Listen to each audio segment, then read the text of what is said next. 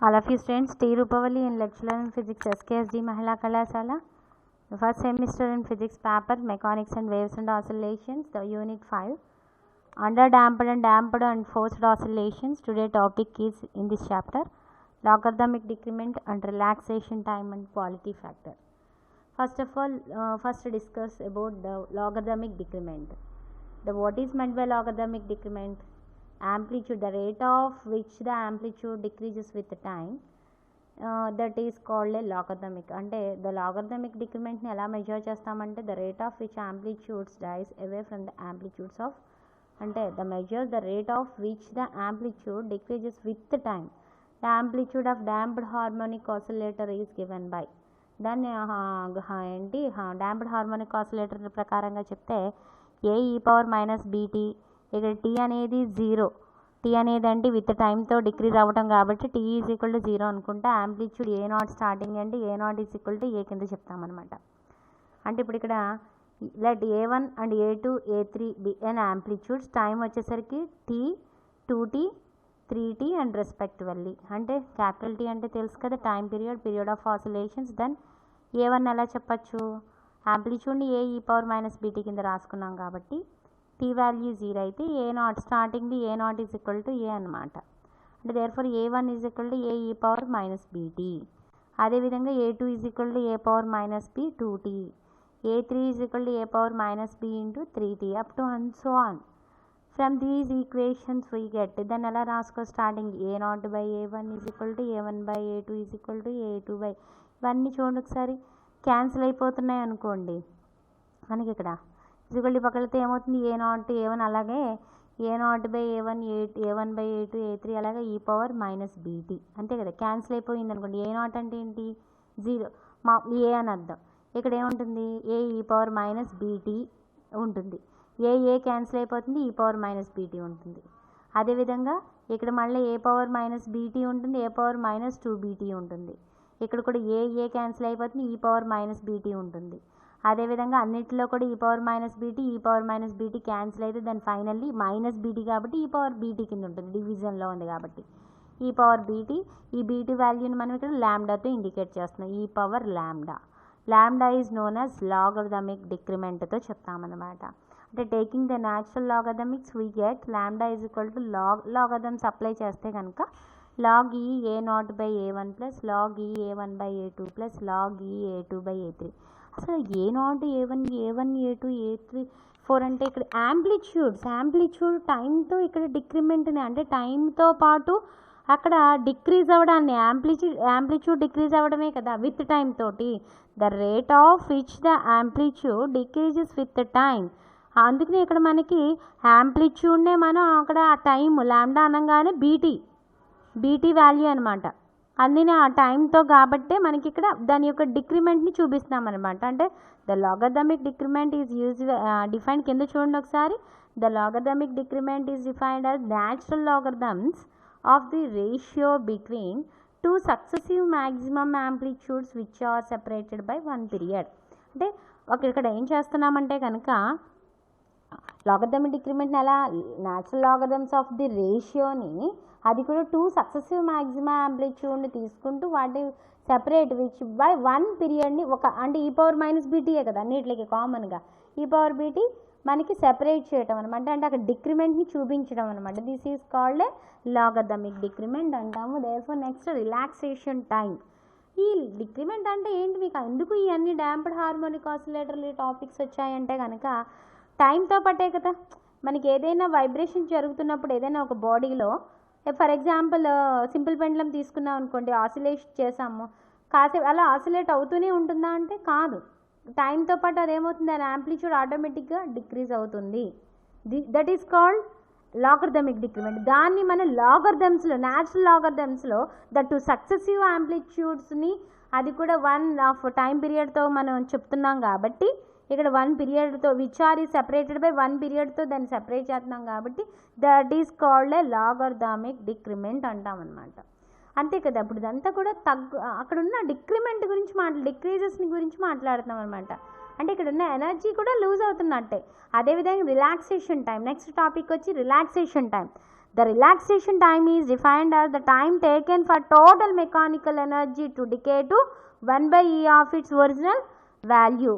అంటే ఏంటి ఇక్కడ మనకి డికే ఇక్కడ సామర్థ్య నష్టం గురించి మాట్లాడుతున్నాం అనమాట. సామర్థ్య నష్టం గురించి అంటే రిలాక్సేషన్ టైం విరామకాలం గురించి అంటే ఏంటి క్షీణగుణకం అనమాట.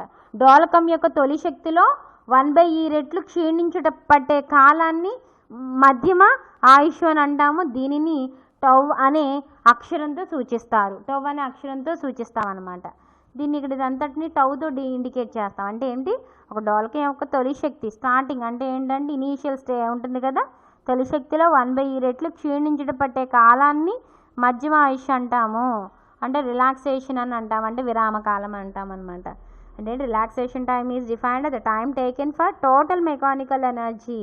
ఇక్కడ టైం టేకెన్ ఫర్ ఎంత టైంలో మెకానికల్ ఎనర్జీ ఇక్కడ క్షీణించడం అంటే తగ్గడాన్నే క్షీణించడం అనే ఇక్కడ తగ్గడాన్నే 1/e. అప్పుడు ఆ వాల్యూని మనం ఎలా 1/e రెట్లు అంటే వాల్యూని చెప్పడం కోసం మనం ఇన్ని రెట్లు తగ్గుదల ఇన్ని రెట్లు అని చెప్తాంగా, ఆ విధంగా times 1/e of it's original value. దాన్ని ఎలా చెప్తాము చూడండి. The mechanical energy damped harmonic oscillator is given by capital E is equal to 1/2a² μ e⁻−2bt. గుర్తుపెట్టుకోవాలి మీరు దీన్ని, ఈ నిర్వచనాన్ని. ఎందుకంటే ఈ శక్తి ఇది ఎనర్జీకి సంబంధించిన మెకానికల్ డాంప్డ్ హార్మోనిక్ ఆసిలేటర్ కాబట్టి దీనికి సంబంధించిన డెరివేషన్స్ ఉంటాయి. అది ఈ ఫామ్ని గుర్తుపెట్టుకోవాలి. E is equal to 1/2a² μ e⁻−2bt. Therefore E is equal to E0 అంటే ఏంటి ఇనీషియల్ కాబట్టి E0. T is equal to 0 అయినప్పుడు మనం ఇక్కడ కూడా ఏం చెప్తున్నాము డికే అనేగా చెప్తున్నాము, అంటే క్షీణించడం గురించే మాట్లాడుతున్నాం కాబట్టి E0 ఈజ్ ఈక్వల్ టు ఈ వాల్యూస్ని రాస్తే కనుక E0 is equal to 1/2a² μ. Therefore capital E is equal to E0 e⁻−2bt. Okay, ఇక్కడ tau be the relaxation time అని అంటున్నాం కదా, that is T is equal to tau అనుకుంటున్నాం. అంటే ఏంటి ఇక్కడ కూడా T అనే టవ్ అన్ని కూడా రిలాక్సేషన్ టైం, అంటే టైం అనేది తగ్గుదలని కాబట్టే కదా, కాలంతో పాటు మార్పు చెందడమే కదా ఇది. అందుకని దీన్ని టవ్ కింద తీసుకుంటే E is equal to capital E0 by E అనమాట. మేకింగ్ ద సబ్స్టిట్యూషన్స్ వాల్యూస్, ఈ 2 వాల్యూస్ని ఈక్వేషన్ 2లో సబ్స్టిట్యూట్ చేస్తే కనుక ఈ ప్లేస్లో E0 బై Eని, T ప్లేస్లో టౌని సబ్స్టిట్యూట్ చేస్తే E0 by E is equal to E0 into e⁻−2 tau b tau. Therefore e⁻−1 అంటే ఏమీ లేదు, ఈ పక్కకి e⁻- ఇది ఉంది కదా ఇక్కడ చూడండి ఒకసారి, ఇది ఉంది కదా e⁻−1, ఇది E0 క్యాన్సిల్ అయిపోతే e⁻−1 is equal e⁻−2b tau. Therefore -1 అంటే ఎక్స్పోనెన్షియల్స్ రెండు కూడా బోత్ సైడ్స్ క్యాన్సిల్ అయిపోతే -1 -2b tau. Therefore tau is equal to 1/2 into b. Equation 3 అనుకుంటున్నాం. ఈక్వేషన్ 2ని రెండింటిని కూడా సబ్స్టిట్యూట్ చేస్తే కంపారిజన్ చేస్తే కనుక ఫ్రమ్ ఈక్వేషన్స్ నుంచి రాస్తే కనుక రాస్తే కనుక capital E is equal to E0 e⁻−t by tau అని రాసుకుంటున్నాం. ఓకేనా.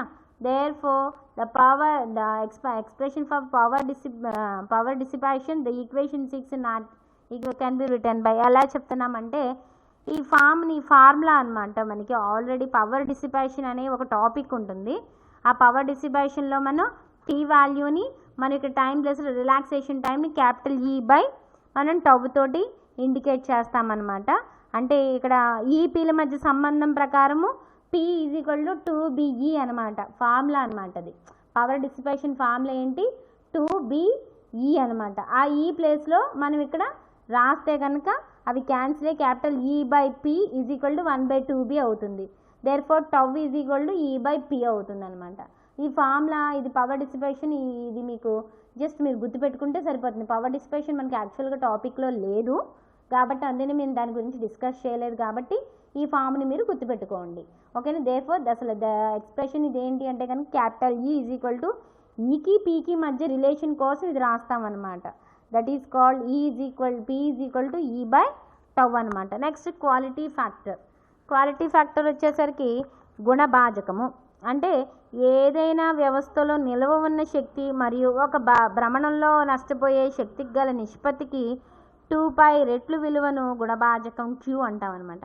The quality factor is define 2π times of ratio of the energy stored in the system to the energy loss per period. అంటే ఏదైనా ఒక సిస్టంలో ఎనర్జీ ఎంతైతే energy store చేసుకుంటుందో ఆ system దానికి, energy ఎంతైతే లాస్ చేసుకుంటుందో ఎంత టైంలో చేసుకుంటుందో దానికి వాటి మధ్య రేషియో ఎన్ని టైమ్స్ 2π టైమ్స్ దాన్ని మనం క్వాలిటీ ఫ్యాక్టర్ అనమాట. అంటే therefore Q is equal to 2π into energy stored in system by energy lost per period. అంటే ఏంటి 2π times of ratio of the energy stored in the system to the energy lost per period అనమాట. Therefore 2π by energy stored in system అంటే energy అనగానే capital ఈతో చెప్తాం, lost per అనగానే ఏంటి power డిసిపేషన్లో ఇందాక చెప్పాను కదా P ఇంటూ పీరియడ్ కాబట్టి T టైంలో కాబట్టి. Therefore P is the power dissipated, T is the periodic time. We know the P is equal to E by tau, where tau is relaxation time. So Q is equal to అంటే ఏంటి P అంటే ఏంటి మళ్ళీ మనకి ఇక్కడ E by tau కాబట్టి ఈ వాల్యూని సబ్స్టిట్యూట్ చేస్తున్నాం అంతే. E by tau into capital T 2π by tau by T. ఈ క్యాన్సిల్ అయిపోతే therefore 2π by T అంటే ఏంటి ఒమేగా కదా మనకి. ఒమేగా అంటే ఏంటి 2π by T కదా, ఆ ప్లేస్లో ఒమేగా రాసుకుంటున్నాం. Therefore Q is equal to omega tau. Therefore omega means angular frequency. In this equation 6 the higher is this value Q, the higher would be the value of relaxation time tau, lower damping అనమాట. దీన్ని బట్టి మనకి మధ్యమ ఆయుష్ పెరుగుతూ గుణభాజకం విలువ కూడా పెరుగుతూ ఉంటుంది అన్నమాట. ఇది మనకి quality factor and relaxation time. అంటే ఏదైనా ఒక వ్యవస్థలో నిల్వ ఉన్న శక్తికి మరియు ఒక భ్రమణంలో నష్టపోయే శక్తికి గల నిష్పత్తికి 2π రెట్లు విలువను గుణభాజకం అంటాం అనమాట. Q ఈజ్ ఈక్వల్ టు నిల్వ ఉన్న శక్తి 2π ఇంటూ నిల్వ ఉన్న శక్తి బై ఒక భ్రమణంలో నష్టపోయిన శక్తి. అప్పుడు దీన్ని బట్టి మధ్యమ ఆయుష్ పెరుగుతుంది అని చెప్పి ఉంటే, మధ్యమ ఆయుష్ కనుక పెరుగుతూ ఉంటే కనుక గుణభాజకం విలువ కూడా పెరుగుతుంది అని చెప్పేసి లాస్ట్లో మనం దీనికి చెప్తున్నాం. అంటే Q వాల్యూ పెరిగే కొలది ఇక్కడున్న ఒమేగా T వాల్యూ పెరిగే కొలది Q వాల్యూ పెరుగుతుంది అనమాట. ఓకేనా, దట్ ఫైనల్లీ ఈ టాపిక్ ఈజ్ ఓవర్ అనమాట. Okay, thank you.